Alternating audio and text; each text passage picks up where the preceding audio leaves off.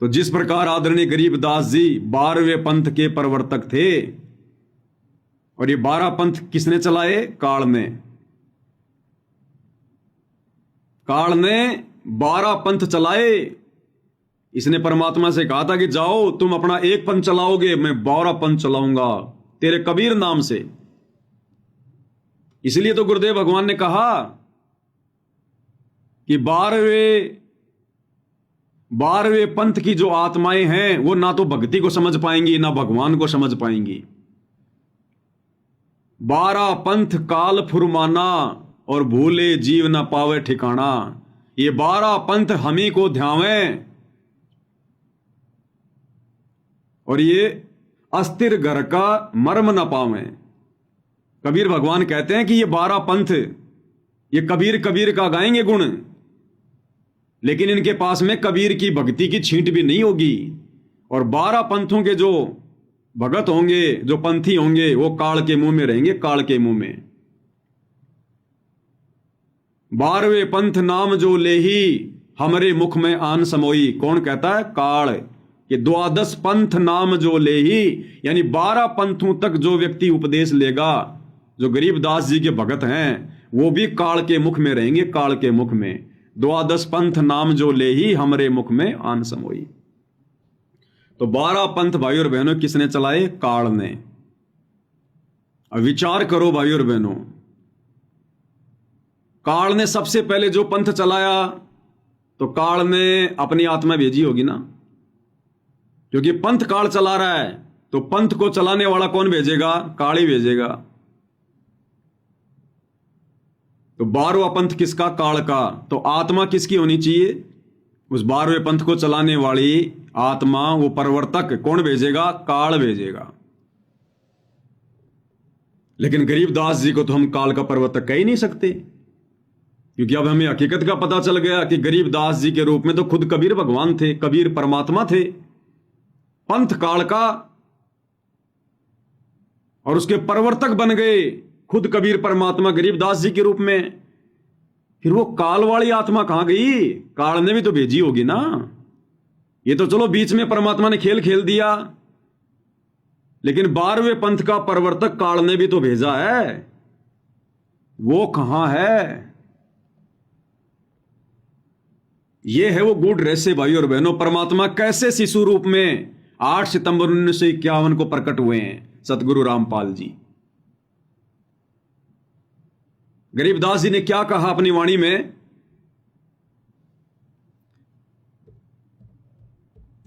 गरीबदास जी ने क्या कहा कि भाई ना तो कबीर जी मां से उत्पन्न हुए और ना हम मां के गर्भ में आए। इस पॉइंट को ध्यान रखना भाई और बहनों। सतगुरुदेव भगवान अपने मुख कमल से आदरणीय गरीबदास जी के विषय में बता रहे हैं,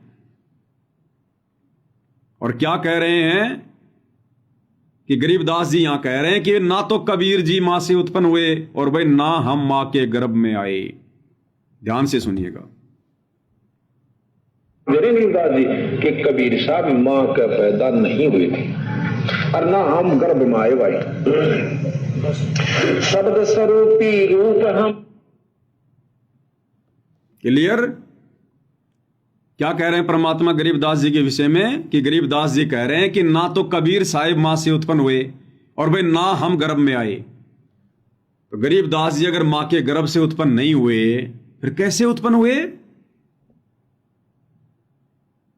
यही वो पॉइंट है जो हमें दृढ़ करेगा कि इसी विधि से वर्तमान में सतगुरु रामपाल जी, ये कबीर भगवान फिर से आए हैं। जिस विधि से गरीबदास जी आए हैं, किस विधि से आए हैं?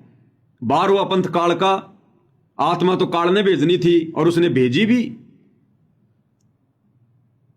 गरीबदास जी की जो मुंह बोली माता जी थी रानी देवी जी को जो गर्भ था 9 महीने, उस गर्भ में काल की आत्मा थी, काल की आत्मा।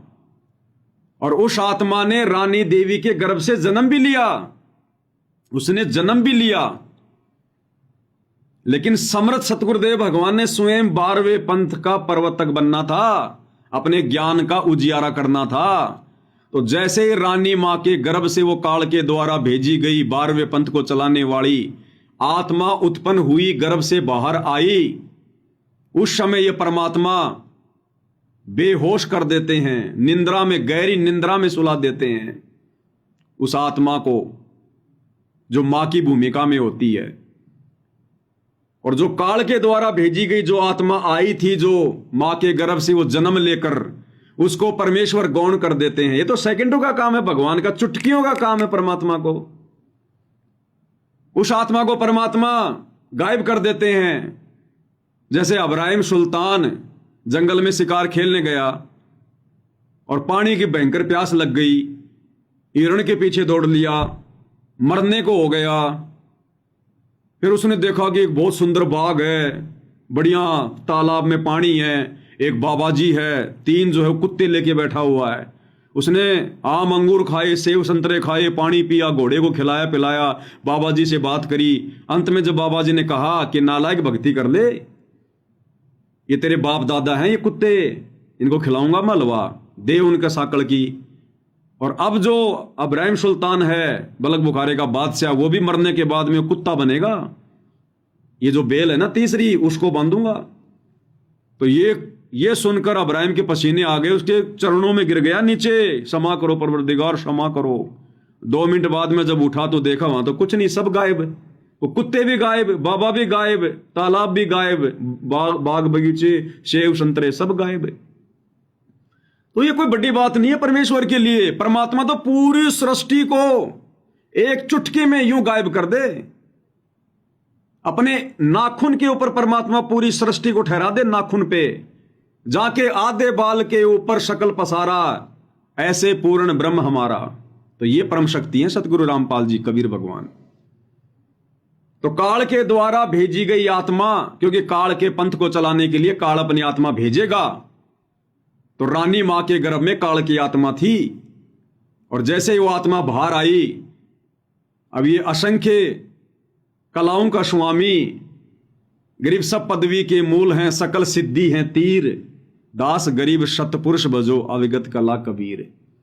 इनके पास तो पराशक्ति है, पराशक्ति जो 8 सिद्धि 9 निधि 24 सिद्धियों की जो स्वामी है, जननी है, पराशक्ति पूर्ण पटरानी, शतलोक की कहूं निशानी। जिस पराशक्ति से परमात्मा ने पूरी सृष्टि को रचा। तो गुरुदेव भगवान ने क्या किया, उस कबीर भगवान ने रानी मां के गर्भ से उत्पन्न काल के द्वारा भेजी गई आत्मा को ये सेकंड में गायब, और परमेश्वर खुद शिशु रूप बनाकर अपनी शब्द शक्ति से, वो मां के गर्भ से नहीं आते, शिशु रूप बनाकर उसी अवस्था में रोते हुए और मां के बराबर में लेट गए। किसी को नहीं पता, भगवान ने आप और हमारी यानी इंसानों की चरम दृष्टि को भी धोखा दे दिया। कौन उत्पन्न हुआ था और कौन आ गया, काल की चरम दृष्टि को भी धोखा। इसलिए फिर गरीबदास जी के बारे में कहते हैं, और गरीबदास जी भी कहा करते थे, भाई मेरा तो जन्म हुआ है। क्योंकि जन्म तो हुआ था, लेकिन जन्म हुआ किसका, उस काल के द्वारा भेजी गई आत्मा का। इसलिए गुरुदेव कहते हैं कि गरीबदास जी का गांव छुडानी में जन्म हुआ। और फिर क्या कह देते हैं कि गरीबदास जी तो खुद परमात्मा थे, वो तो बंदी छोड़ थे। हम भी तो जयकारा लगाते हैं, बंदी छोड़ गरीबदास जी महाराज की जय। लगाते थे कि नहीं लगाते? तो बंदी छोड़ कौन होता है? कबीर भगवान। तो दोनों बातें हो गई यहां पर। यह भी कह दिया कि गरीबदास जी का गांव छुडानी में रानी माई के गर्भ से जन्म हुआ। तो जन्म हुआ भाई, लेकिन वो काल के द्वारा भेजी गई आत्मा का हुआ। बाद में अपनी शब्द शक्ति से, अपनी वचन शक्ति से शिशु रूप बना लिया परमात्मा ने, लेट गए। अब दुनिया की नजरों में तो जन्म ही हुआ, और संत भी अपने आप को छुपा के कहेगा मेरा जन्म हुआ। और ये तत्व ज्ञान क्यों दिया? इस तत्व ज्ञान से फिर हम समझेंगे जन्म किसका हुआ और फिर प्रकट कौन हुआ। ऐसे ही 8 सितंबर 1951 को परमपिता परमेश्वर सतगुरु रामपाल जी भगवान, ये स्वयंभू परमात्मा परिभू, जो किसी मां के गर्भ से जन्म लेकर नहीं आते, इंद्रो माई के गर्भ में 9 महीने जो आत्मा थी वो काल की आत्मा थी। वो काल की आत्मा थी। संस्कारवश जिस आत्मा ने आना था उसके गर्भ से वो आत्मा थी। लेकिन परमेश्वर ने पिछली पीढ़ी में आना था, समय अपना निर्धारित किया हुआ था। और जैसे इंद्रो माई के गर्भ से वो आत्मा बाहर आई, उस आत्मा ने जन्म लिया। उसी समय सेम टू सेम लीला कबीर परमेश्वर जी ने अपनी वचन शक्ति से, शब्द शक्ति से अपना शिशु रूप बनाया, उस आत्मा को गायब कर दिया और अपनी मुंह बोली माता के बराबर में लेट गए जैसे भी थे। जन्म दिलाने वाली दाई को भी पता नहीं चलेगा कौन आ रहा है कौन जा रहा है, कौन सा बच्चा आया था और कौन सा बच्चा मेरे हाथ में आ गया। ये परमात्मा ऐसा ही खेल खेलता है। इसकी समर्थता को भाई और बहनों कोई जान नहीं सकता। नामा और रैदास रसीला, कोई न जाने अवगत की लीला। उस दाई को भी नहीं पता चला होगा जिसने बच्चा पैदा करवाया होगा, क्योंकि उस समय तो जो दाई होती थी, गांव की जो बूढ़ी औरतें होती थी, जिनको थोड़ा बहुत बच्चे पैदा करवाने का अनुभव होता था, वही बच्चे पैदा करवाया करती थी, हॉस्पिटल में नहीं जाया करते थे। उसको दाई कहते थे जो बच्चा पैदा करवाती थी। उसको भी नहीं पता चला, उसकी आंखों के सामने परमात्मा चेंज हो गए, बदल गए, वचन शक्ति से अपना सेम टू सेम रूप बना लिया। उस काल की आत्मा को फुर गायब। कैसे? जिस प्रकार गुरुदेव ने बताया कि उनका एक भगत था जो 7 कोस ऊंचे पहाड़ पर रहा करता था। भक्ति के लिए जाते थे पहले ये पहाड़ों के ऊपर, ताकि हमें कोई डिस्टर्ब ना करे, शांति में एकांत में अपना भजन करें। इसलिए जाते थे पहाड़ों में, जंगलों में, गुफाओं में, और पीछे पीछे इनके भगवान भटकता रहता। फिर तो एक दिन वो बीमार पड़ गया और ऊपर एक तालाब था। अब वो बीमार पड़ गया और उसकी आदत थी हाथ मुंह वगैरह धो के अपनी जो भक्ति क्रिया वो किया करता था। इतना बीमार हो गया उससे खटिया से नीचे भी नहीं उतरा गया कि अब क्या करूं। नीचे तालाब पे आता था वो हाथ मुंह धोने, पहाड़ के नीचे वो तालाब पे आता था हाथ मुंह धोने के लिए, वहीं होगा कहीं आसपास थोड़ा बहुत। इतना बीमार हो गया उसकी उठने की भी हिम्मत नहीं हुई और उसने मन ही मन में सोचा कि हे भगवान, आज तो मेरी भक्ति क्रिया अधूरी रहेगी। यानी उसने भक्ति के लिए उसने चिंता व्यक्त की, भक्ति के लिए कि आज यदि मैंने हाथ मुंह नहीं धोया तो आज मैं भक्ति क्रिया आज मैं वो कैसे करूंगा, शुद्धता कहां रहेगी। उसकी इस चिंता को देखकर परमात्मा ने पूरी पृथ्वी पर इतनी भयंकर बारिश कर दी, इतनी भयंकर बारिश करी, पूरी सृष्टि को डुबो दिया भगवान ने। चाहते तो परमात्मा एक कटोरा जल का उसके पास रख देते, लेकिन समर्थ अपनी समर्थता को दिखाता है। परमेश्वर ने पूरी पृथ्वी पर भयंकर मूसलाधार बारिश कर दी, पूरी पृथ्वी डूब गई, खेत खलिहान मकान सब, जीव जंतु पशु पक्षी स्त्री पुरुष सब डूब गए, पूरी सृष्टि नष्ट कर दी भगवान ने। और धीरे धीरे बरसात इतनी भयंकर हुई, कहीं बादल फट रहे हैं, कहीं बाढ़ आ रही है भयंकर। 7 कोस ऊंचे पहाड़ पर पानी चढ़ गया और जब उसने देखा नीचे की तरफ, हे भगवान, पूरी सृष्टि डुबो दी आपने मेरे लिए। अपने आप को कोस रहा है कि हे परवरदिगार, मैं तो बड़ा पाप का भागी बन गया, मुझ नीच के कारण आपने ये लीला की। और उसने मुंह धोया और अगले क्षण जैसे उसने मुंह धो लिया और भगवान से उसने ये प्रार्थना की कि परमात्मा, मैं तो असंख्य जन्मों तक पाप का भागी बन जाऊंगा, मेरे कारण आपने पूरी सृष्टि को डुबो दिया। तुरंत परमात्मा ने ऐसा कर दिया कि जैसे बरसात हुई ही नहीं। जो व्यक्ति खेत में काम कर रहे थे वो खेत में काम कर रहे हैं, जो व्यक्ति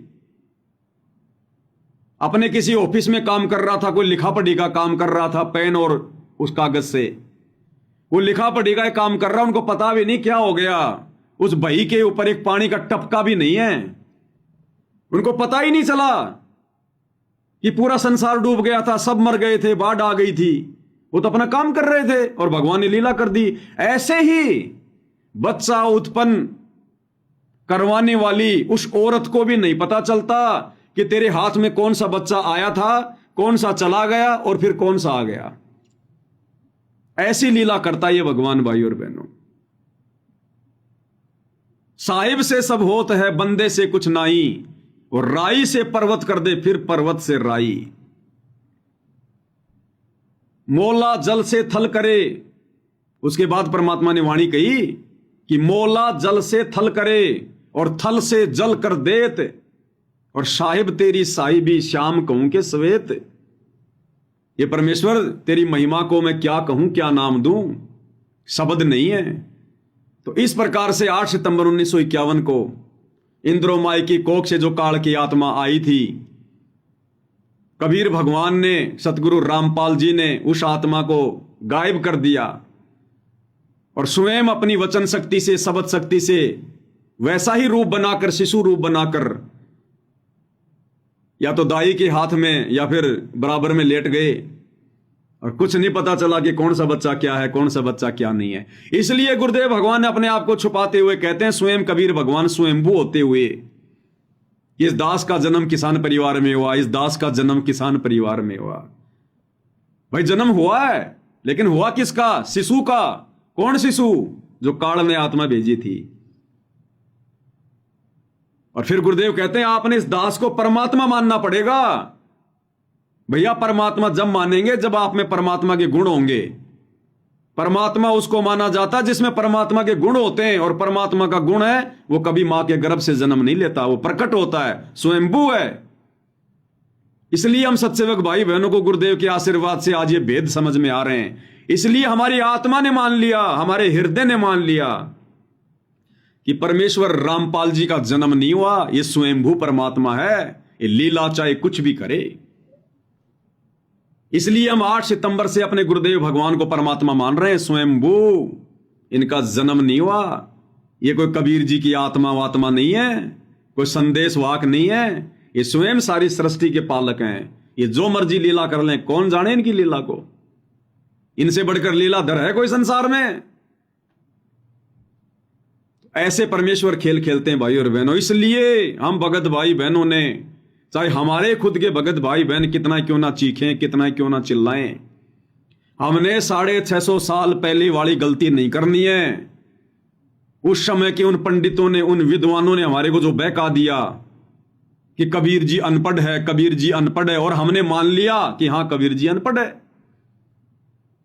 ऐसे ही वर्तमान में ये लोग कह रहे हैं, हमारे ये गुरु भाई, ये कोऑर्डिनेटर गुरु का परिवार, कि गुरु जी का जन्म हुआ है, गुरु जी का जन्म हुआ है। अब हम नहीं मान सकते भाई, एक बार धोखा खा गए, दोबारा धोखा नहीं खाएंगे। अब पिछली बार तो उसको अनपढ़ कह के रिजेक्ट करवा दिया, अब की बार तुम उसको जन्म लिया और मान कर रिजेक्ट करवाओगे।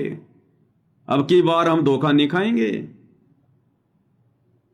साध संगत से समझ है आया, हम अब नहीं धोखा खाएंगे। चलो चलो रे भगतो, साध संगत में गुरु जी को भोग लगाएंगे।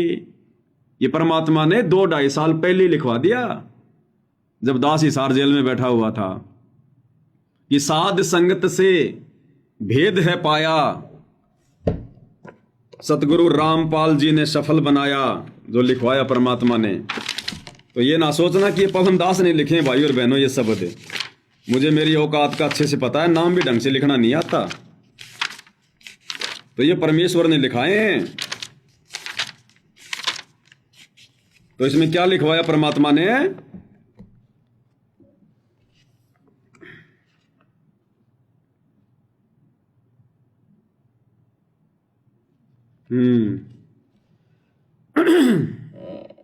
चलो शब्द ही गा लेते परमात्मा का, फिर लास्ट में जो पॉइंट आएगा इसी विषय पर कि परमात्मा ने जन्म नहीं लिया है।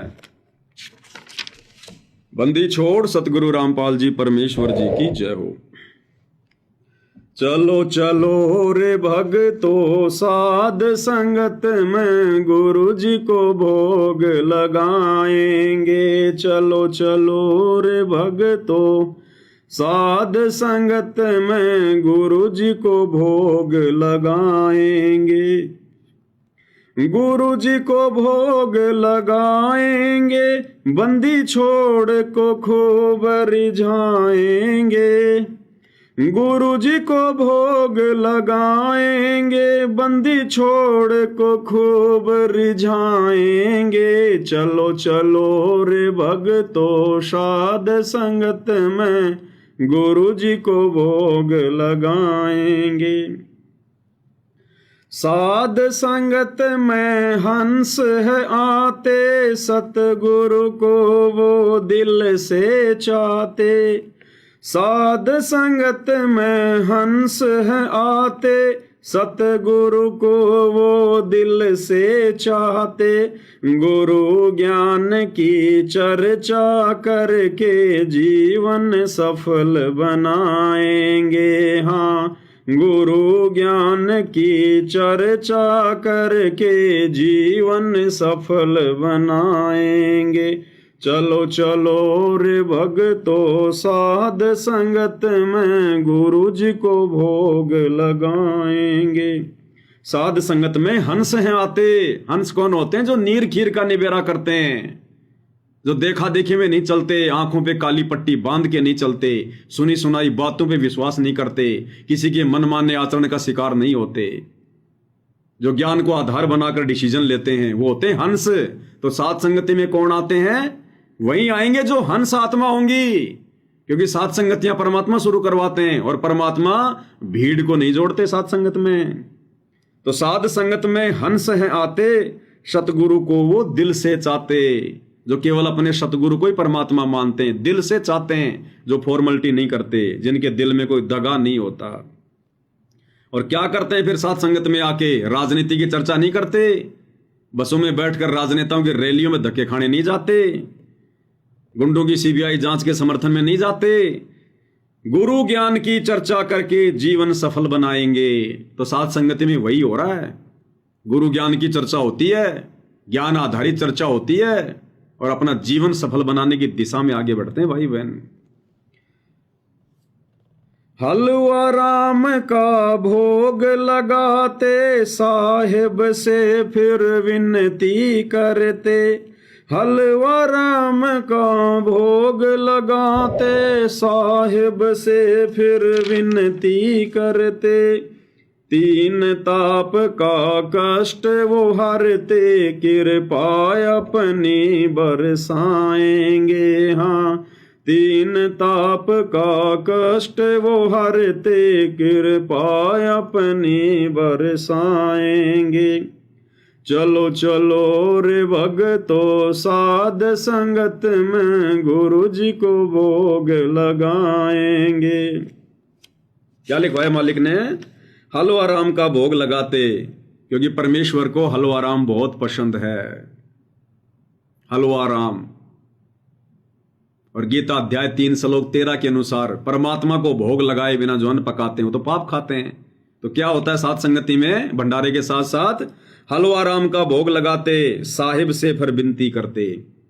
हम विनती करते जी, गुरु जी थारे आगे, साहिब थारे आगे। विनती करते कि नहीं करते? और दूसरी विनती अपने आत्म कल्याण की, हे गुरुदेव हम नीचों पर दया करना परमात्मा, सद्बुद्धि दिए रखना मालिक, मर्यादाओं में रखना परमात्मा, इस काललोक में हमारी भक्ति में कोई भूल ना पड़े मालिक, कोई मर्यादा खंडित ना हो। ए मालिक मैं 2 कोटि का जीव, जड़ बुद्धि प्राणी परमात्मा, मंद बुद्धि प्राणी, आपका नादान बच्चा, अज्ञानी बालक हूं परमात्मा, आप ही संभाल के रखोगे। मेरी समझ, मेरा ज्ञान किसी काम का नहीं है परमात्मा, जब तक आप मेरा मार्गदर्शन ना करो। तो ऐसी ऐसी विनती हम गुरुदेव भगवान के चरणों में बैठकर करते हैं। तो हलवा राम का भोग लगाते, साहिब से फिर विनती करते। साहिब कौन? हमने दाढ़ी मूछ वाले साहिब को तो हटाई दिया। अब साहिब कौन है हमारा? सतगुरु रामपाल जी, अपने गुरुदेव को हम साहिब कह रहे हैं। और 3 ताप का कष्ट वो हरते, कृपा अपनी बरसाएंगे। और फिर अपनी प्यारी आत्माओं के तीनों ताप के कष्टों को, दैहिक, दैविक और आध्यात्मिक, ये 3 प्रकार के होते हैं कष्ट, इनको परमात्मा नष्ट कर देता है जब हम उनको भोग लगाते हैं। 3 ताप का कष्ट वो हरते, कृपा अपनी बरसाएंगे। और भोग की वाणी में क्या कहते हैं परमात्मा? जिन भगतों का ये भोग लग जावे, जिन भगतों का ये भोग लग जावे, उनके तीनों ताप नशावे, उनके तीनों ताप नशावे। करोड़ तीर्थ का फल वो पावे, करोड़ तीर्थ का फल वो पावे। लाभ ये सतगुरु की वाणी का, कोई जगह पुरब लाभाग, सफल हुआ दिन जिंदगानी का। तो क्या लिखवाया परमात्मा ने? 3 ताप का कष्ट वो हरते और कृपा अपनी बरसाएंगे। चलो चलो रे भक्तों साध संगत में गुरु जी को भोग लगाएंगे। साध संगत से मर्म है पाया, गुरु गोविंद का भेद मिटाया। साध संगत से मर्म है पाया, गुरु गोविंद का भेद मिटाया। 8 सितंबर पर कट वो हाया, हम सतगुरु दिवस मनाएंगे। हाँ 8 सितंबर पर कट हो आया, हम सतगुरु दिवस मनाएंगे। चलो चलो रे भक्तों साध संगत में गुरु जी को भोग लगाएंगे। साध संगत से मर्म है पाया और गुरु गोविंद का भेद मिटाया। तो गुरुदेव भगवान ने साध संगतियां शुरू करवा कर ही तो इस गूढ़ रहस्य से हमें परिचित करवाया। गुरु और गोविंद के बीच की जो लाइन थी, जो खाई थी, हमने समाप्त कर दी। हमने अपने गुरु को ही अपना गोविंद मान लिया ज्ञान आधार से, और वो जो नकली गोविंद जो हम पूज रहे थे, दाढ़ी मूछ वाली फोटो, कागज का टुकड़ा, उसको हमने साइड में कर दिया। तो ये मर्म, ये ज्ञान हमें कहां से हुआ? साध संगति से हुआ, सतगुरु के आशीर्वाद से। और 8 सितंबर प्रकट हो आया, हम सतगुरु दिवस मनाएंगे। हम अपने गुरु को ही प्रकट हुआ मानकर, क्योंकि उनके विधान में है, उनके गुणों में है, उनके लक्षणों में है। और 8 सितंबर के दिन को हम सतगुरु प्रकट दिवस के रूप में मना रहे हैं। चलो चलो रे भक्तों साध संगत में गुरु जी को भोग लगाएंगे। गीता जी ने महिमा गाई, सतगुरु की पहचान बताई। गीता जी ने महिमा गाई, सतगुरु की पहचान बताई। साध संगत से समझ है आई, हम अब नहीं धोखा खाएंगे। हाँ साध संगत से समझ है आई, हम अब नहीं धोखा खाएंगे। चलो चलो रे भक्तों साध संगत में गुरु जी को भोग लगाएंगे। गीता जी ने महिमा गाई और सतगुरु की पहचान बताई। गीता अध्याय 15 श्लोक नंबर 1 से 4, जो उल्टे लटके हुए संसार रूपी वृक्ष के सभी विभागों को, और जो परमाणु के साथ में जो बता दे कि वो जड़ क्या है, वो तना क्या है, टहनियां क्या है, फल क्या है, पत्ते क्या है, वो होगा तत्वदर्शी संत। तो गीता जी ने जब पहचान बता दी कि तत्वदर्शी संत ऐसा होता है, और गुरुदेव भगवान ने हमारे को जो है प्रैक्टिकल करके दिखा दिया, कौन ब्रह्मा का विष्णु है, कौन शंकर की माँ, शंकर का दादा कौन है, हमको दे बता। अक्षर पुरुष एक पेड़ है, निरंजन वाकी डार, तीनों देवा शाखा है, पात्र रूप संसार। तो ये पहचान ये किसने बताई? गीता जी में लिखी हुई थी, और ये प्रैक्टिकल करके आप और हमारे को किसने समझाई? सतगुरु रामपाल जी भगवान ने। और तत्वदर्शी संत फिर कौन होता है? स्वयं कबीर भगवान आते हैं तत्वदर्शी संत बनकर। तो अब हमें पहचान हो गई ना, इसलिए साध संगत से समझ है आई, हम अब नहीं धोखा खाएंगे। तो अब हम 650 साल पहले वाली और युगों युगों वाली वो गलती जो हम गुरु को मानुष मानकर चोट खाते आ रहे हैं, अब हम साध संगति से जुड़ने के बाद वो गलती नहीं करेंगे। अब हम धोखा नहीं खाएंगे। इसलिए गरीबदास जी वाला उदाहरण बिल्कुल परफेक्ट है। सेम उसी प्रोसीजर से 8 सितंबर 1951 को अपनी वचन शक्ति से, शब्द शक्ति से शिशु रूप बनाकर परमेश्वर रामपाल जी प्रकट हुए।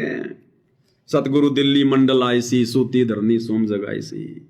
चलो चलो रे भक्तों साध संगत में गुरु जी को भोग लगाएंगे। नाम कबीर वेदों ने गाया, गुरु रामपाल अब नाम धराया। नाम कबीर वेदों ने गाया, गुरु रामपाल अब नाम धराया। कर्महीन कोई जान न पाया, फिर आंसू खूब बहाएंगे। हाँ कर्महीन कोई जान न पाया, फिर आंसू खूब बहाएंगे। चलो चलो रे भक्तों साध संगत में गुरु जी को भोग लगाएंगे। नाम कबीर वेदों ने गाया। कबीर वेदों में परमेश्वर का नाम लिखा हुआ, कबीर देव, कबीर अग्नि, कबीर अमित ओजा। और अब कलयुग की पिछली पीढ़ी में अपना क्या नाम रखवाया? संत रामपाल। है वही परम शक्ति, है वही कबीर, बस नाम का फर्क है। शक्ति में, गुणों में, लक्षणों में कोई फर्क नहीं है। अरे नाम कबीर नहीं होगा तो क्या कबीर भगवान नहीं होगा? सतयुग में कौन सा कबीर नाम था भाई? सतसुकृत नाम था, फिर भी था तो कबीर। त्रेता में कौन सा कबीर नाम रखवाया था? मुनिंदर ऋषि, लेकिन थे तो कबीर भगवान। द्वापर में कौन सा कबीर नाम रखवाया था? करुणामय ऋषि, लेकिन थे तो कबीर भगवान, समर्थ तो वही थे। तो वर्तमान में कोई जरूरी है कबीर नाम रखवाएंगे? अब हम पहचान लेंगे भगवान को, उनकी खुशबू से पहचान लेंगे। एक फिल्म देखा करते थे पहले हम, जीत, सन्नी देओल की, सलमान खान की, करिश्मा कपूर की। उसमें गाना आता था, वो जो हीरो है ना, हीरो सन्नी देओल, वो गाना गाता था उस करिश्मा कपूर के लिए कि तू धरती पर चाहे जहां भी रहे, तेरी खुशबू से तुझको पहचान लूंगा। तो जब बताओ ये बॉलीवुड वाले एक्टर हैं जिनके नाकों के अंदर रीट भरा होता है, गंदगी भरी होती है, इंसान से ज्यादा सूंघने की शक्ति तो जो है कुत्ते की होती है, और जब ये बॉलीवुड वाले कह रहे हैं कि तू धरती पे चाहे कहीं भी रहे, मैं तेरी खुशबू से पहचान लूंगा तेरे को, अपनी उस प्रेमिका को, वो प्रेमी भी मरेगा, वो प्रेमिका भी मरेगी, दोनों नश्वर।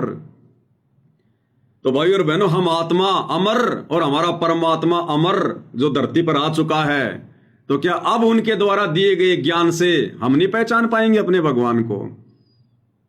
तो अब वो भगवान चाहे किसी भी नाम से क्यों ना आए, धरती के किसी भी कोने पर क्यों ना आए, अब हम अपने गुरुदेव भगवान को इस तत्व ज्ञान रूपी इस खुशबू से पहचान लेंगे कि हाँ, ये तो वही मेरा भगवान है, मेरा परमात्मा है, मेरा पति परमेश्वर है, जो 650 साल पहले मैंने अपनी गलती से इसको छोड़ दिया था, मानुष मानकर, गुरु मानकर।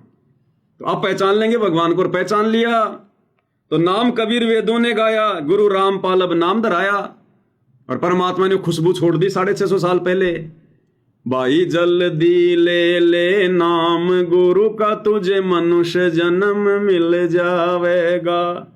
रामपाल तेरा सतगुरु आके तन फिर भक्ति दर डावेगा, मन मान जा बुढ़ापा आवेगा। तो ये खुशबू छोड़ दी भगवान ने 650 साल पहले कि आगे चलकर मैं रामपाल नाम से आऊंगा। तो पहचान लिया ना हमने अब। तो बताओ फिर कहां दिक्कत आ गई? नाम कबीर वेदों ने गाया, गुरु रामपाल अब नाम धराया, और कर्महीन कोई जान ना पाया, फिर आंसू खूब आएंगे। कर्महीन कौन? ये संसार वाले नहीं, जगत वाले नहीं।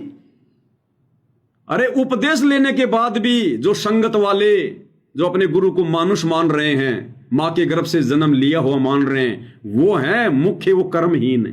जो सतगुरु के संगत में आकर भी, संगत की सतगुरु के चरणों में आकर भी, उपदेश लेकर भी, तत्व ज्ञान सुनकर भी जो अपने गुरु को नहीं पहचान पा रहे, वो है रियल में वो कर्महीन प्राणी।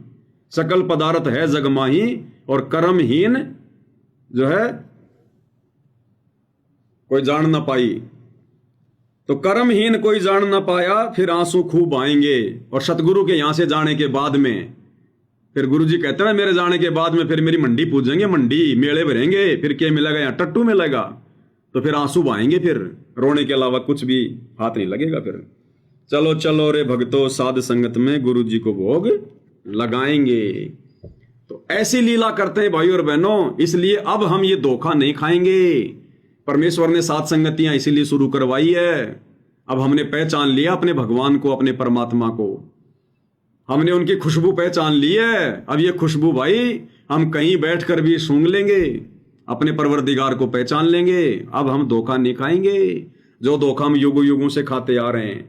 तो संगत वाले चाहे कितना जोर लगा लो, जगत वाले चाहे कितना जोर लगा लो, ये सूक्ष्म रूप में काल भगवान आके कितना जोर लगा लो, अपने एजेंटों से कितना जोर लगवा लो, कितना डराओ, कितना धमकाओ, कितना मार पिटाई करो, कुछ भी करो, जब हमारा भगवान गुरु रूप में आकर और हम नीचों को दुनिया भर की मार खा खाकर, जेल में बैठ बैठ कर यातना सहन कर करके भी नहीं भूल रहा, हमारे आत्म कल्याण के लिए दिन रात वो चिंतित है, तो हम नीचों का तो सबसे बड़ा स्वार्थ है आत्म कल्याण का। फिर हम छोटे मोटे दुखों में इन कष्टों को इनको प्राप्त करके हम अपने भगवान को कैसे भूल जाएंगे, हम कैसे छोड़ देंगे उनको? कतई नहीं छोड़ सकते। अब ये फाइनल गेम है, फाइनल गेम। ये मौका फिर बार बार नहीं मिलेगा, बार बार। तो भाई और बहनों, परमेश्वर की महिमा तो बहुत अथाह है। सात समुद्र की मसी करूं, लेखनी करूं बन राय, धरती का कागज करूं, गुरगुण लिखा न जाए। लेकिन आप और हम दो कोटि के जीव हैं भाई और बहनों। परमेश्वर की महिमा के साथ साथ भक्ति भी बहुत ज्यादा मायने रखेगी, क्योंकि जब तक दिन में कम से कम 2 घंटे सुमरण नहीं होंगे, कम से कम 1 घंटे सतनाम का या 1.5 घंटे सतनाम का और आधा घंटा प्रथम नाम का और तीनों समय की आरतियां, जब तक ये हमारी भक्ति वाली खुराक भी हम बराबर नहीं खाएंगे, तो ये अकेला ज्ञान और समझ भी ज्यादा लंबा नहीं चल पाएगी। इसलिए हमने भक्ति को बराबर रखना है, तभी हमारी बात बनेगी। तो सुमरण और भक्ति भी बहुत जरूरी है, हमारी मर्यादा भी बहुत जरूरी है। परमात्मा कहते हैं गाड़ी के चारों टायर जब तक ओके नहीं होंगे, गाड़ी चाहे 1 करोड़ की है, वो ढंग से नहीं चलेगी। चारों टायर बिल्कुल ओके होने चाहिए। टायर की कीमत ज्यादा नहीं होती गाड़ी की तुलना में। टायर तो कोई 20-25 हजार का होता होगा, और गाड़ी 1 करोड़ की। अगर वो एक टायर अगर पंचर है, वो 1 करोड़ की गाड़ी भी यूं चलेगी सांप की तरह, मंजिल पर नहीं पहुंचाएगी। तो इसी प्रकार मान लो हमने महिमा कर ली और भक्ति हमारी बनी नहीं, मर्यादा हमने तोड़ दी, सुमरण पूरा हमारा हुआ नहीं, तो भी हमारी भक्ति रूपी गाड़ी सांप की तरह चलेगी, टेढ़ी मेढ़ी। इसलिए हमने चारों टायरों को बिल्कुल ओके रखना है। महिमा भी हमने बराबर करनी है, मर्यादा भी बराबर रखनी है, सुमरण भी बराबर करना है, आरती भी बराबर करनी है, 5 यज्ञ भी हमने बराबर करने हैं। नेक नीति ईमानदारी से बिल्कुल और धैर्य के साथ में भक्ति मार्ग पर अपने गुरुदेव भगवान को अपना परम सहारा मानकर, रूठो जग सारा रूठे ना परमेश्वर हमारा, इन्हीं का है परम सहारा।